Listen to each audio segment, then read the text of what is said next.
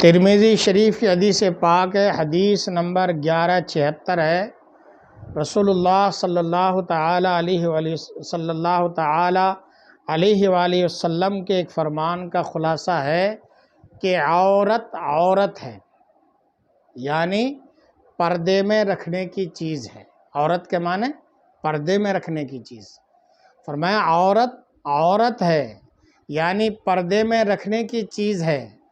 جب وہ باہر نکلتی ہے تو شیطان اس کو گھورتا ہے۔